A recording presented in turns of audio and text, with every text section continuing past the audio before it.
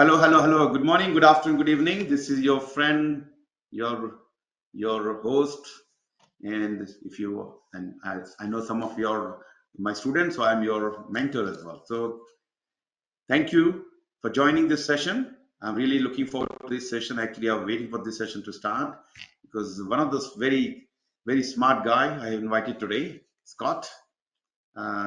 He has worked with me on PfMP journey, and I know he's a very smart guy. He's and I will talk about his, or rather, he will talk himself. But yeah. So look, thank you, Scott, for joining this session or accepting my invite. It's always great to have people like you to come and share the knowledge. So welcome. Yeah, thank you for having me. Yeah.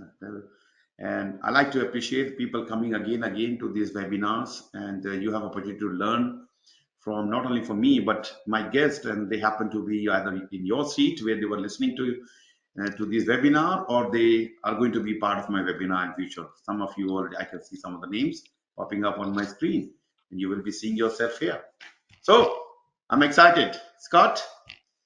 Yeah, Scott coming from Canada, and I have been pronouncing or practicing it this particular name, Saskatchewans. Maybe I Just kind of missed. just about Regina, Saskatchewan. Yeah, right in the middle of Canada, right in the heart of it. Exactly. So look, Scott is coming with lots of experience. I think more than 2 decades of working in large scale, high impact project across construction. Generally, you are working construction, power sector, energy, engineering. So I'm sure you have a lot to share today. So as a director of the portfolio project manager, management office, PMO, and transmission project delivery, construction at the Sax Power. Yeah, so he has a lot to share today. Anything else you'd like to add? You know what? I wanna thank you for having me here today and being able to share some of my story and my journey. Um, the work that we do is very impactful and it's important. So to give you a bit of a break, Saskatchewan, it's called the easiest to draw province and the hardest to say, right? Because we're just a big box in the middle of Canada, but it's a very difficult name to say.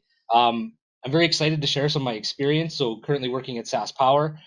We are the power utility. We provide energy services for the entire province. So our product impacts almost every single person in the province. The products and the projects that we deliver are very important to the overall success of the province, to our industry, to the people, even to when you go home at the end of the day and you turn the lights on, you cook some meals and you sit with your family. So we get to impact every single person in the province in a positive way. And I'm excited to share some of my stories today and answer some questions and hopefully learn from you guys a little bit as well. Yeah, and the good thing that you passed your PFMB exam on 13th of June, I 2024, not did. long. Yeah, thanks to your help. It was a grind. It was a bit of work. I know that a lot of the PFMP stuff is focused a lot on IT sector and technology projects.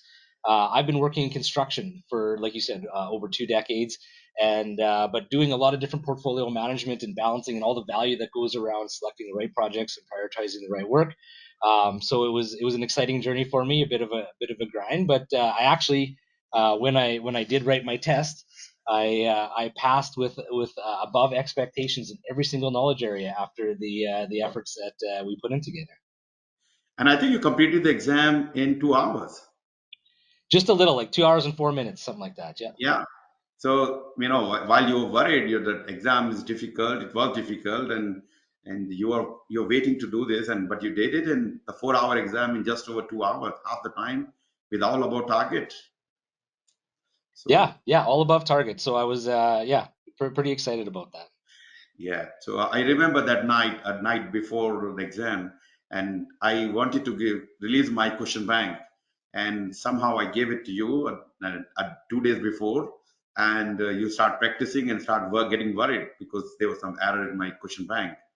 But thank Yeah, you the for. first practice exam I did, I failed miserably actually. And then when you took a look at it, it was looking at some wrong information and some of the technology didn't quite line up. So you gave me a little bit of coaching and mentoring that night and said, you've done the work, you've put in the time, this, go write the test, you'll be okay. So even though I didn't do so great on that first practice exam, knocked it out of the park the very next day. Yeah, and since then, I mean, actually, I started selling my question bank. It's now 99 exam simulators sold. It's less than 5 months. I'm very excited to see a lot of people have used it. Now they are passing the exam, which they're finding benefit. Other thing, as I told you earlier, I'm about to release my app, and that will have PMP, PgMP, PfMP, and ACP to start with mock exams, practice questions, and glossaries, and what are confusion buster. I tried to say, okay, there are commonly used terms, and task and domain. So many things. I like to bring them into this packet, and I'm really excited that it's coming along very, very nicely. It has taken a long time for me to bring, and it's almost there. I think you should not be surprised if you start seeing some comms or LinkedIn messages next week or week after, because that's what my focus is going to be. But yeah, I'm looking forward to that. And with the help of Scott, I have now 147 PFMPs. I'm looking forward to have three more to celebrate my 150. Yeah, why not? So the good news is that I am maintaining almost 99% pass rate in PFMP. I don't claim the same success rate in my PGMP. PGMP have 91%. PMP and ACP other certificate, I don't claim the same level, but PFMP definitely I can say 99%. Until the last year, end of last year, it was 100%. 100 people passed with all all 100 people passed. So I don't know how long I can maintain my 100%, but it was good and still maintaining 99%. So I'm happy with that. So again, thank you, Scott, for your trust in the whole process and trusting me in the journey. Okay, great. So I do have lots of questions, Scott, for you, and I Yeah, have received 3 to 4 questions from the during the registration process, and I'm sure there will be lots of questions coming here. People going to ask questions. So by joining this program, you also have you're going to get one PDU, which I'm going to share with you a little later. And as you're joining today, I have a coupon code. I love to give it to you. I think that can save you around maybe $100 to join my program. Anyway, I will share all those things as we go. But let me get started. All right, Scott, my first question. How your certification contributed to continuous learning and professional development? for sure. So, the reason that I went down this journey is because I work in a business that are filled with professional engineers, peoples with their masters in business degrees, and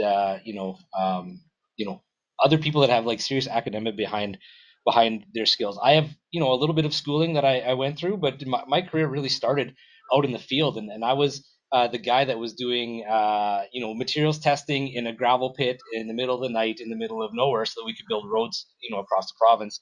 And I kind of got into project management because um, one of our on-site project manager, he quit, and so the bosses from the office came out and they said, Scott, you show up every day. Would you like to be in charge? And I said, that sounds like a job for me. And that's honestly how I kind of got into project management. So I managed that project, and it actually turned out really good. So from that point forward, I kind of pursued a career in project management. And when you kind of get good at that project management piece, you start getting handed more projects. And as you get more projects, what do you get? You get a portfolio of projects. You get multiple projects that you have to manage and balance and all the different things. So it was really a natural progression. And so the accreditation and obtaining my PFMP was an important piece to show the business that I meet an industry standard to be able to deliver on these projects, that I understand the material that has been built by some of the smartest and most talented minds around project and portfolio and program management, that really sets the standard for how we're going to be managing these projects. So the importance to me was to be able to tie all of my experience and put it to a professional designation that can be recognized by our executive, by our stakeholders, by our sponsors, by our customers, that says SAS Power is investing in talented people to deliver on the work and be the best stewards of the money that we're putting into our system to provide the services that we need. So really this whole journey has been about tying the knowledge that I've gained and experience that I've gained to the academia and what the rest of the world uses for language and standards and tools for delivering on portfolio management, and then being able to translate that back and bring it back into better practice for our business. Exactly. Look, your story is inspiring, and just like you, most people get into this project management by accident, including me. Like but the important thing is, okay, we got this. We are here now. What we can do to be the best, deliver our best. Yeah, Um, that's for what sure. we And do. you know what's important too is like some of the training that you provided, the content and the material contributed to my professional designation as a project management professional, because all those hours, all that continued learning. So I mean, so even going through the process, going through the training and the mentorship and coaching with you, getting ready to write my PFMP was part of my professional development, maintaining my existing accreditation. So I mean, it was like a win-win situation. Yeah. So I got a question here from my other student, and she's asking how long took for you to do PFMP, and what was the hardest part? Okay, well, I mean, the PFMP for me, without having a degree, started many, many years ago as I started managing, portfolios of work at different scales without the accreditation. But when I actually dove into it and I met uh, the appropriate people that are going to help support me through that process, I started actually, I think it was November of 2023. Yeah. And then because there was some challenges along the way and a lot of work with the case studies and the different pieces on my experience that was supported mostly around construction, research and development, and manufacturing sectors, took a little bit longer than expected. And so it was June of 2024. So we're looking at about 6 months. Probably could have been done a little bit faster, but there was some timing around Christmas and different things and how much time it took to go through the different steps. But ultimately, it was a good experience, and it was an appropriate amount of time for me to consume the materials and really show up as my best self. And I think that translates to the results that I got in my test. Great, great, great journey. I know there lot going on. You're on holidays and then come back with you starting a billion-dollar work, mega billion-dollar work, which was all these things. While all these things are going on, maintaining the pace and the focus is important because very Very easy to important, yeah. yeah, very easy to sidetrack. Oh, I'm busy. I have so many things going on. I cannot do it, Dharam. And I've seen that people get diverted to another direction and come back like, Dharam, I should have done it 6 months ago. I'm going to do it now. So what you did, you maintained the pace and you got it done in the 6 months time. It's not bad with all those complexities going around you. Yeah, it was a lot, and like you touched on it, SAS Power currently executes anywhere between 1.5 and $2 billion worth of project work per year. So you can imagine that is a very, very large portfolio and a very, very complex and interdependent portfolio with lots of different components. So yeah, you know what? You just have to commit the time. You just have to go through the material. You just Yeah. have to tie it back to the things that you're doing every day in your jobs. And when you do that, then it's really not that hard to answer the questions and really prove that you know the material and obtain that accreditation. And one thing you forgot to say, you have to have the right mentor with you. The right mentor helps, yeah, and then some last minute coaching at 11 o'clock at night before you write your test to make sure that you're not going in there too stressed out. I appreciate that, and having a partner that's willing to take that phone call, late at night and make sure that you're ready.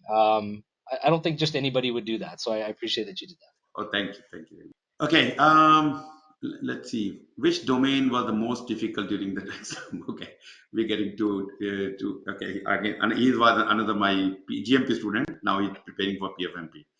Any yeah, you want to talk about any Which particular domain was domain? the hardest? Well, let's see. I would say risk management was like, I mean, there's lots of science around the risk management piece and the different ways to assess risk and quantify risk.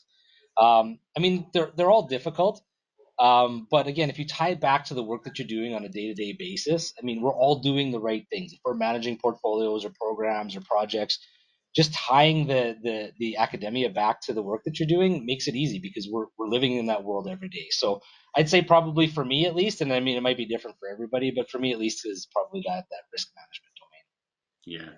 And I mean, everybody is different. And like I was about target in all, I'm talking 2018, and I was targeting communication. So, and it can happen that because we are so much familiar with risk and communication, we start taking it lightly. Ah, I know about it. What more I can learn? And that's where we start. Yeah. Anyway, so look, you will do great. How would you compare the exam difficulty experience between PMP and PFMP? Well, let me tell you this. I did not score above target in my PMP exam. I Hey, didn't. And again, I didn't have a coach or a mentor. I went through that process myself. That being said, like the PFMP, it's tough material, and the way that they ask the questions, you really have to pay attention, and you really have to pay attention to the detail of what they're asking. And for anybody who hasn't written the test yet, or you're getting prepared to write the test, trust in the information that you have. Trust and read between the lines. Sometimes the questions are trying to be tricky because they're trying to point you in the wrong direction. They'll give you a bunch of things that aren't necessarily valuable in answering the question. So focus on what they're really asking, tie it back to the pieces that you have associated with all the learnings and the modules and the different domains, and trust your gut, because you probably know the answer the first time that you look at it. If the first one you look at, that's probably the right one. exactly. And just to take that point you mentioned, you were doing PMP by yourself versus PFMP with the mentor. It makes difference. It depends how prepared you are, mentally strong you are.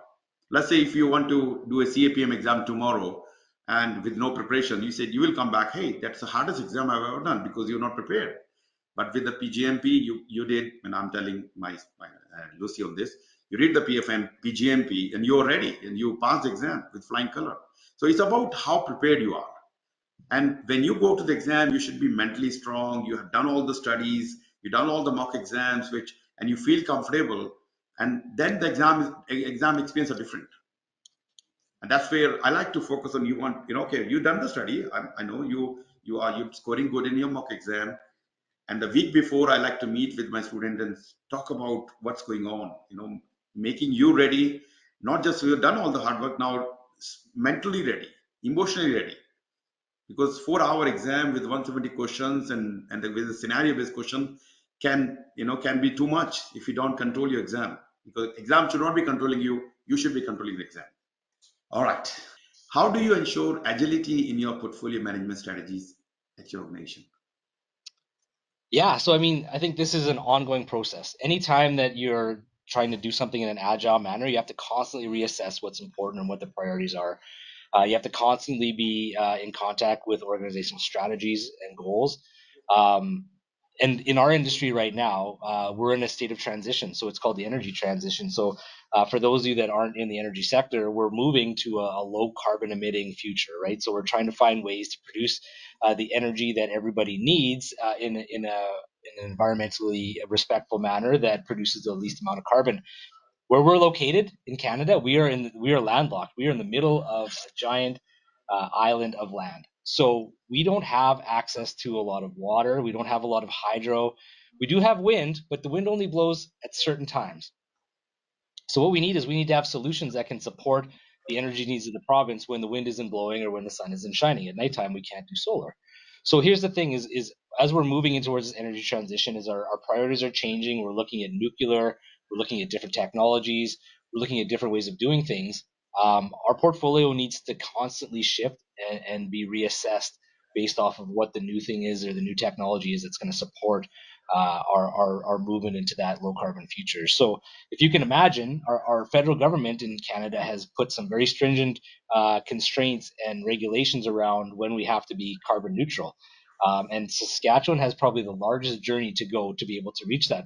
Right now, a good portion, if not, I think it's about 40 to 50% of our generation is coal-based generation, which is high carbon impact. So we have a long journey to go. So our projects and our portfolio of projects is constantly evolving and constantly being reassessed as new technology, new opportunities, and new strategies are being input into our industry. So the agility piece is being in touch with what's important, constant inputs from the executive and senior leadership group, and then applying that into the way that we're managing our portfolio.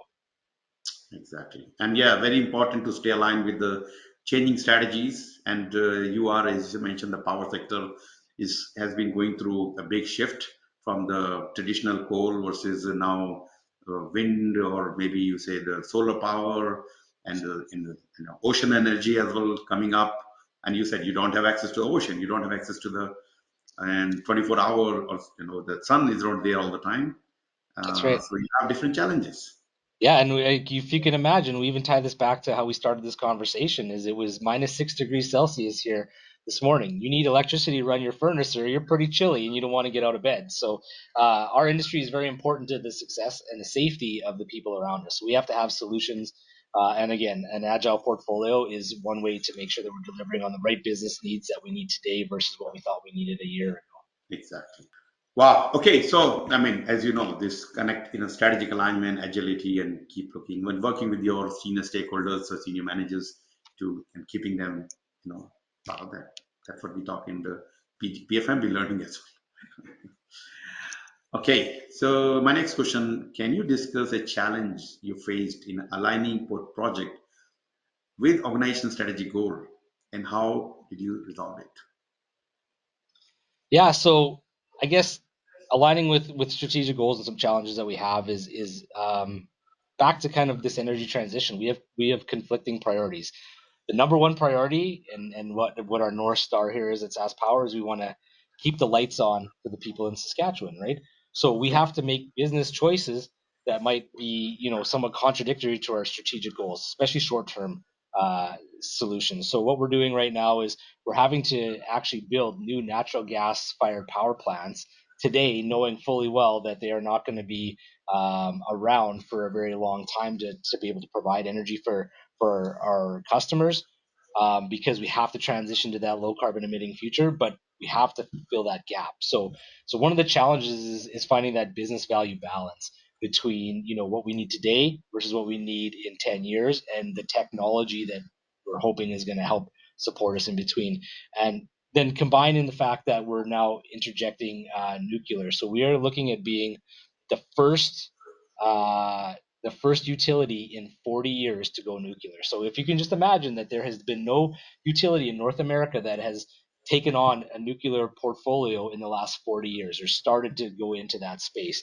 So we're embarking on that right now. We're working with SMR, which is small modular reactors, and again keeping that as part of our portfolio work. And one of the challenges is now we have this whole new technology and this new stream that is being input, and how does that prioritize against all the other projects that are being used to support our system and keep the lights on for the people of the province. Yeah. No, it's interesting to know about this nuclear power plant. So because some disasters happen in past, some lesson learned from that can be useful for you to. Yeah, those lessons learned are very important and impactful. And what I'd like to do is, there's a lot of myths around nuclear power out there, because there are a few examples where things have gone wrong, but there's also many examples where we have nuclear plants that have been functioning for 50 plus years with zero issues, and also one of the most environmentally friendly ways to produce reliable power for customers. So we want to make sure that, again, part of it, what we're doing is managing the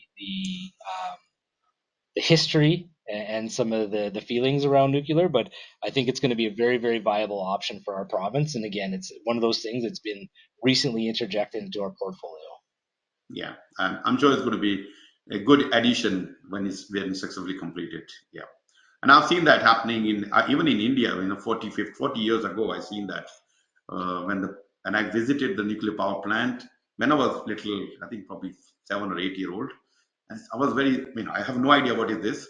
It's a big reactors or cooling towers, but it was fascinating to see all those things. But yeah, good to see all these success stories as well. All right. So my next question is, what digital tools have you implemented in your organization? How they impacted your portfolio management processes? Yeah, for sure. So part of our journey here at SAS Power, I mean, we're really getting, we're kind of new into the portfolio management. I guess we've probably been doing it for a while, But one of the reasons why I was brought in the organization is to put more of a focus around the portfolio management. So I've been with SaskPower for just under 6 years, but we've put an additional rigor and focus around it. So right now we're just propping up, and we've got 6 months into our portfolio board. So the board that is really that governing board that's going to help us with the decisions around that. But in order to get the portfolio board the information they need, they need to understand the portfolio. So what we had to do as a foundation is create visual metrics and understand the portfolio so we could visualize the work and really highlight any exceptions on the portfolio and things that aren't performing the way that we expect them to, so that we can have meaningful discussions around how we're going to make critical decisions to make sure the portfolio is performing the way it needs to. So what we've done is we use SAP as our enterprise system for our accounting. We use Primavera P6 for scheduling software. And then we have Excel spreadsheets that kind of fill in the gaps in between. Now, fully understanding that when you're delivering almost $2 billion worth of work a year, that this is probably not the best industry standard, but these are the tools that we have. And what I want to communicate to people is you don't need the best or the fanciest tool on day one to get started. So what we had to do is we had to leverage what we had. We used Power BI to take all that data and turn it into consumable chunks to sort it and filter it and use it to look at performance, portfolio performance, all the way down to program performance, all the way down to individual project performance. So we've created this system, and again, it's not perfect, but it's our kind of first step into being able to have a portfolio management information system, and then take that information and make it so that it's usable and consumable, that we get the ultimate value out of that portfolio board and the time they have to make decisions and steer our portfolio. Yeah, perfect. I mean, there are other tools as well, which I think you also we talked about that VXDCC, and how can bring everything into one place. So I'm assuming they're still in the discussion or consideration. We're looking for different solutions for sure, but what we needed to do is we needed to find. Well, let's put it this way. We decided that automating a bad process wasn't going to get us a good result. So we have to get a better process, a portfolio board that's functioning, good decision making, good governance, all that structure to make the portfolio sound. And Exactly. then we're going to go into automating those processes so that we can make sure we get the best value out of the technology. Definitely, definitely. Yeah, yeah. So I mean, you may have the best system in the world, but if the team is not ready, and you this is like garbage in, garbage out. So Absolutely. that's, Yeah, yeah, organization change management is very important along with any implementations. for sure. All right. Next question. How do you manage stakeholders' expectation at your organization, particularly when dealing with large scale projects and portfolio? Yeah, so this is a good one. So we're into this right now. We have a interestingly enough, we've kicked off our first what we would consider in Saskatchewan a mega project, $1.7 billion for a new generation plant. And as we move into nuclear, we're going to see that exceed $2 to $3 billion for a single build. Um, Stakeholder management is really dependent on stakeholder needs, risks to the organization, the risk profile of the portfolio or the portfolio component that's involved. So how we manage it is we really assess each individual component for what kind of needs are required, and then we custom tailor that stakeholder management for the different groups. So we have different levels of stakeholder management. One is at the project level, one is at the program level, and then at the portfolio level. So stakeholder management right now is based off of the portfolio board has outputs.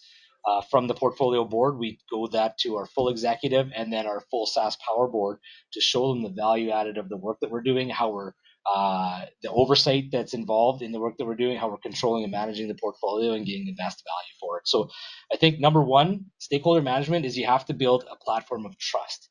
If they trust that you know what you're doing and they can see it and they can touch it and they can feel it, Yeah, then you can scale back. So in the beginning, it's kind of almost like information overload. We want to give them more than they need, and then from there, once they build that trust, then we can start scaling back on our inputs. They can intelligently communicate what's meaningful to them and what's going to be impactful to what they need, and then we find that happy balance in between. exactly. Good. I mean, stakeholders are very important, especially when we're dealing with this kind of large scale program of work. We are talking about $1 billion. So, and different type of stakeholder, their different expectation, and they're powerful people. Some of them can be unhappy. you need to keep a tab on that, what's going on, and keeping them, make sure they have right information right time, they're using Yeah, right so tool. even for SAS Power, I mean, to add an extra level of complication to what's going on, we are a government-owned agency, so we're uh, owned by the people of Saskatchewan, and really we have a whole level of reporting that goes all the way up to our senior government level within the province, and accountability, on what we're doing, how we're being good stewards of the money, how we're getting the best value for the work that we're doing. So some independent businesses might not have that extra level of scrutiny, but we don't just have an executive and a board. We also have an extra layer of our provincial government on top. Fantastic, fantastic. Good, good. I got a question for on the previous discussion with the, talking about SharePoint, Power BI, and all those. So the question is, why are you not using SharePoint then Power BI or Excel after to integrate with data that obviously Primavera P6 and SAP PPM does cater for portfolio management dashboard. Well, we are actually using SharePoint as an interface for how we host all the data. So Power BI is a technology that compiles all the different data sets into consumable information, and then it's hosted on SharePoint, so it's actually available for the entire business.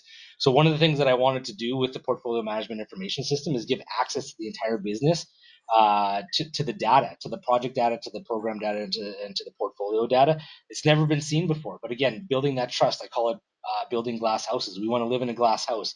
You can see everything. There's nothing hidden. It's available and accessible for everybody. So we use SharePoint as that platform to share it. We use Power BI to integrate all the data sets together. And then I just shared the fact that we use SAP as our cost management tool, and Primavera as our schedule management tool, because those are the tools that we have. But we use the technology to combine all that information together and share it the most consumable format that we can. It's been very well received to date, but I don't think it's necessarily the ultimate solution as we move forward and start to exceed $2+ billion a year in annual spend in our portfolio. Yeah, thank you. And Lucy saying operational transparency is crucial, very important. Thank you. Yeah, I agree. It's a very important piece to our success. Yeah, great. I'm happy to see so many questions coming out. Great job. Okay, my next question to you. What advice would you give aspiring portfolio managers, and how important do you believe mentorship is in this field? Yeah, here's the thing.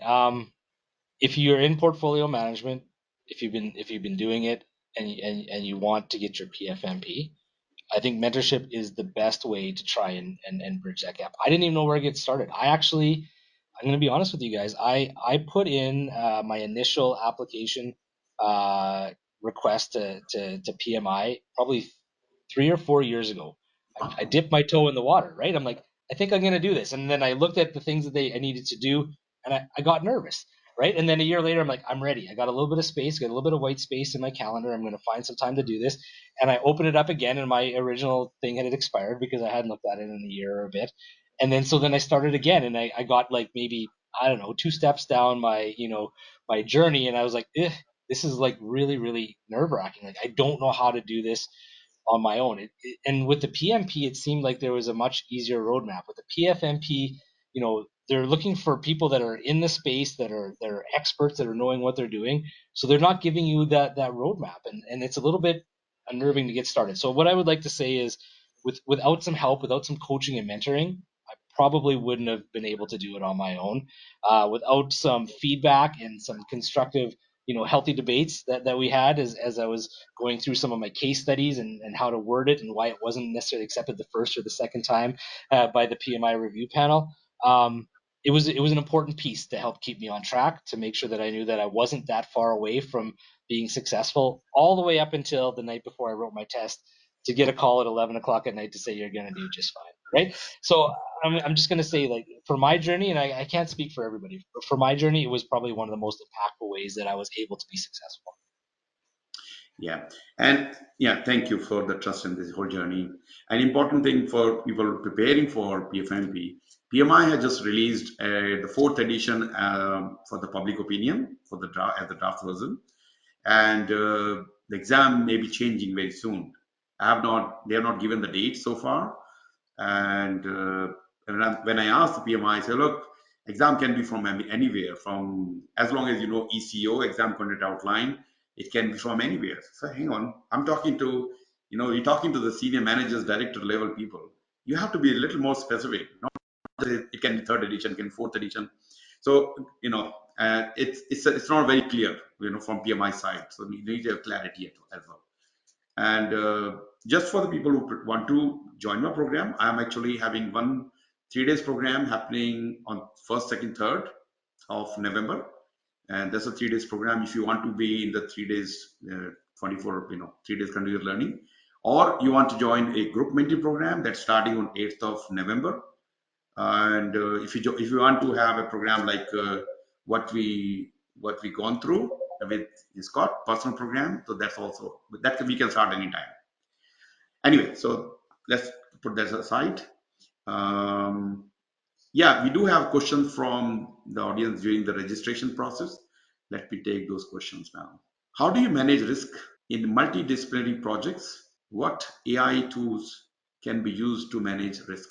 So I'm gonna have to answer this question in two parts. How do you manage risk in multidisciplinary projects? Because currently, right now, we're not really using any AI tools. We're not quite that advanced, I think, in our journey to portfolio management at SAS Power. So AI, I think, is a very powerful tool, and I think it's going to come into play in especially some of the risk analysis pieces, and I think that there's going to be some value there. We're not currently doing that. What we do, we have a couple different levels of risk management, especially on multidisciplinary projects. And all of our projects tie in together. Just imagine SaaSpower is a system, right? We have a generator, which is like the heart. We have a transmission line, which is the arteries. We have distribution, which is the capillaries, and then we have our customers at the end, which is whatever part of the body that those things are serving. They all connect together and they all work together. So we have a lot of different interdependencies in our work. So what we do is we do risk management at the project level, we do risk management at the program level, we do risk management at the portfolio level, and then we have different groups and we involve cross-functional teams in our risk management to make sure that we're looking at all the business risks, not just project-related ones. We have organizational strategy as part of our cross-functional risk committee. We have members of the executive as part of our cross-functional risk committee. We have procurement, logistics, all these different groups that feed into it because they're all going to have a different lens on how they look at those risks and how they might impact the business or how they might impact the overall portfolio of work or the interdependencies in the work. So we have different layers of that, and I think maybe some AI might be able to help us organize that a little bit and provide us some insights. But at this point, we're not quite there. Yeah, so as technology is coming up with ChatGPT and AI-based tools coming up, I think you guys should be looking around the tools, various tools are coming up, and the tool which we start talking earlier, VXDCC, which you're evaluating or evaluated, is actually has matured a little more on this side, especially applying some, artificial intelligence part, which give you advanced notice and alerts and all kind of things, with looking at various disciplines together. So yeah, so I will invite you to recheck that, go back to those discussions we can start. But anyway, so anybody who's looking or interested in something like that, which can do the better risk management or AI based tools, so yeah, I can organize something on that. Okay, so my next question, what lessons can you learn from other projects, portfolio governance experiences? Yeah, so I mean, portfolio and project governance is an important piece, right? I mean, it creates alignment, and sometimes we miss that point. Is we look at governance um, as a challenging part of our project, or it takes time, or it can create potential delays. But what I look at it as, and what I try and coach and mentor all of our teams at, is this is our opportunity to get alignment within the organization. Are we still on track to deliver what the business needs? Has something happened in the meantime that has interjected different things that should be considered into what we're doing? And is there still value in the work that we're doing? So there can be challenges, and especially when you have, and again, I mentioned that SAS Power is a provincial owned entity. When you're working for the people of the province, as well as the stakeholders, the shareholders, and all of our internal constraints, it can be very difficult. So the challenge that we have is that we all sometimes have to go all the way up to the government to get a decision made if we're going to spend a certain amount of money on our portfolio. I can assure you that a $1.7 billion new generation plant was not decided without input from our government, and trying to be able to get them to understand the value or the need or what those costs are. is very important. So, there's challenges and there's potential delays, but in there lies the opportunity that we all decide how to move forward together. And you get the power then of the entire organization with the help of the province to try and help deliver on this work. So very, very powerful and impactful. So while there could be challenges, within those challenges lie opportunities to make sure that we have the entire horsepower of the organization behind us. Great. Fantastic. Thank you for sharing. Thank you for sharing. Okay, for the folks looking for PDU code, I have just shared the code on the chat. Please look at the chat.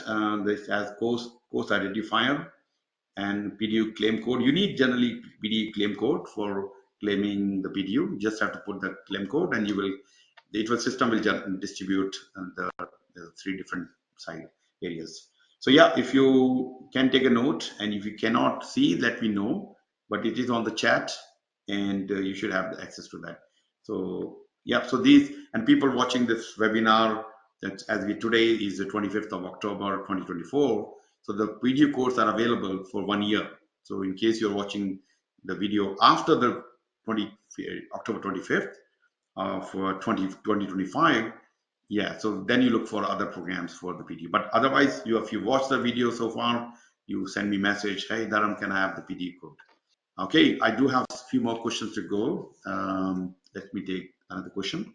What project portfolio management skills are you using to stay ahead? All of them. I am using all of them to stay ahead. I mean, they're all necessary, and it depends on the day, right? So some days communication management is the most important. The next day risk management is the most important, right? So we have all these different tools at our disposal, and I think it's incumbent on us to choose, where we focus our day or where we focus our energy. Um, every day in the portfolio is going to be different, right? And that's why we go through the training. That's why we go through. That's why we have the tools at our disposal, is to be able to make those choices. And that's why the people part, while AI is very powerful, it's the people part of portfolio management that makes it valuable. It's the insight. It's looking at its decision making. It's the balancing of the risk versus reward. All those different things that come, with all the different components of your portfolio.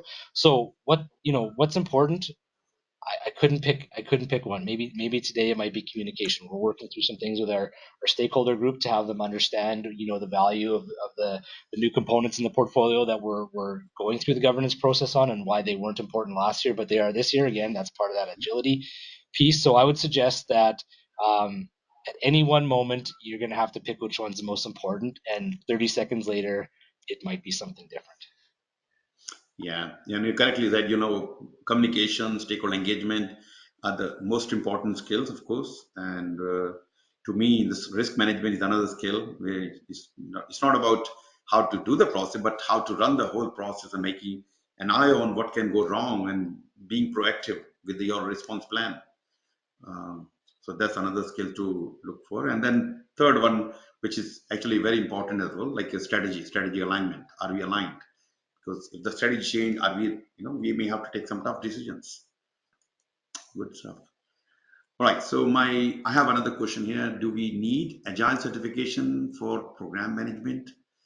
So let me answer this one. You can answer, definitely feel free to do that. So agile, look, when you're running a program, you're running multiple interdependent projects. How these projects are conducted, whether some of them as agile, some of them may be waterfall, other may be hybrid. So as a program manager, you are coordinating among them. So you think like you are running a musical concert, and how those musicians are playing the music, it's up to them. But you're coordinating them. The outcome of each of the music instrument need to be coordinated so we get the best results.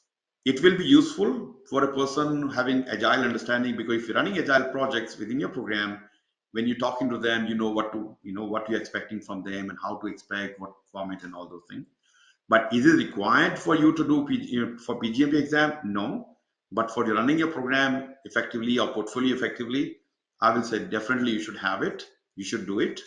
What certificate you want to do? Maybe agile. Actually, PMI has they revamping the ACP certificate. So as of 4th of November, exam is changing. So and also the PDU requirement, PDU or contact hours requirement change from hours to 28 hours. So that means expecting that you're joining 4 days of class, and the exam structure is also changing a little bit. So we as a company have to do a lot of work, pre-work, to make sure we are ready to do the training what PMI is suggesting.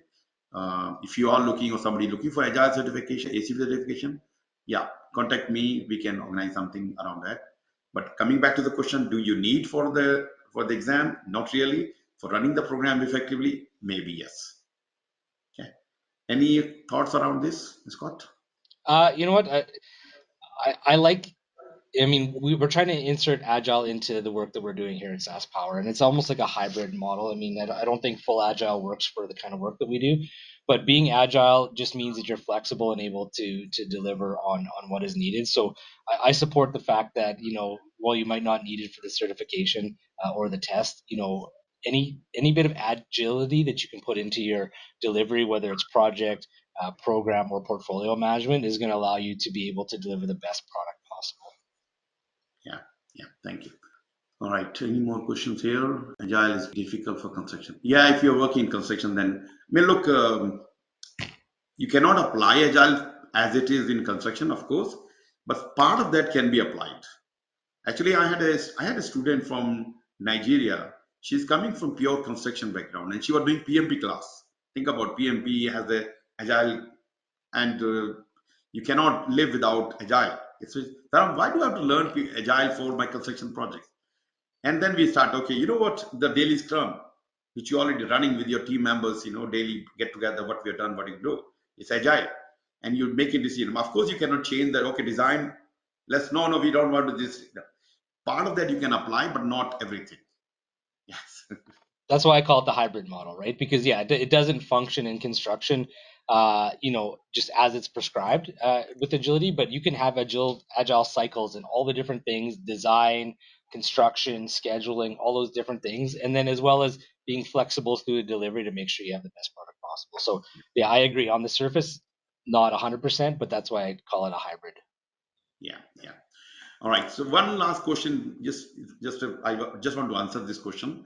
How would it be possible for me to study from Nigeria and obtain certificate in India? Do you have Allison office in Nigeria where certificates will be issued at the end of the course of you want to mail it to the mailbox? Look, I mean, we are now issuing the certificate of completion via it's all email, so it doesn't matter where you are. So once the program is finished, I will be giving you personally signing or not. I mean, having a certificate as a completion of certificate. Whether you need it for PMP, not for PgMP PfMP, but in order to claim the certificate, you need that anyway. So yeah, so that's aside. I don't see any more questions with me, and I don't see any questions on the question pad. Anything last minute, please feel free to put them.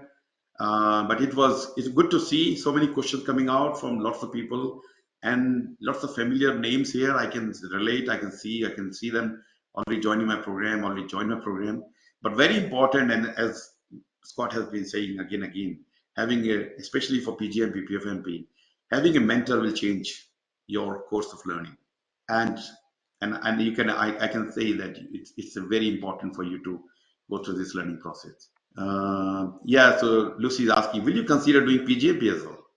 I did, and we chatted about that, didn't we? But I have some other continued learning that's going on in my life right now. I'm going after my executive MBA again to try and round out my education. So I thought that it would not be the best use of all of my time to try and help manage, this $1.5 billion+ portfolio, trying to get my MBA in 2 years, and then also doing the PGMP. But it's something that's on the radar and something that I'm considered and something that we already chatted about. So stay tuned.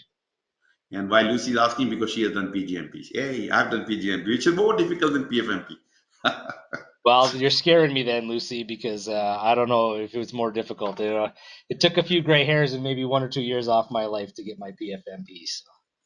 Yeah, look, whatever it is, it's all great. Thank you, Scott, for having me as your mentor and coming today. And your discussion, the way you are bringing everything very, clearly, and you have shared a lot today. I'm sure people and they are appreciating. Thank you for your contribution. Thank you very much for having me, and I appreciate getting to know you guys. Let me know if you need me to come back and talk about anything else. Yeah, feel free to connect. Of course, many of you are already connected. If not, connect with me and connect with Scott. I'm sure he is okay with connecting and maybe sharing or helping you out. And if you want to talk to me, I mean, it's very easy to say, talk to Dharam. Actually, that's the name, www.talktodharam.com. As simple as that. 15-minute time, we can talk anything. Not really, but PgMP or PfMP or something meaningful which can help you to gain something out of my 15-minute time, and something can change your life. So great stuff. We are early, little bit early, 5 minutes early. So, but that's fine. You can go back to your life, enjoy. But thank you very much again, once again, Scott. Thank you all of you for joining today. And I think the next program is on in a couple of weeks from now. Peter from where? Europe. Yeah, I'm forgetting. Where he's coming from. Yeah, he's coming from Europe. Kazakhstan. No, Kazakhstan. Not Kazakhstan actually. Slovakia. So he's also good. He has done PgMP and PfMP. So please, yeah, register yourself, and I will see you again. Thank you, guys. Yes. Take care.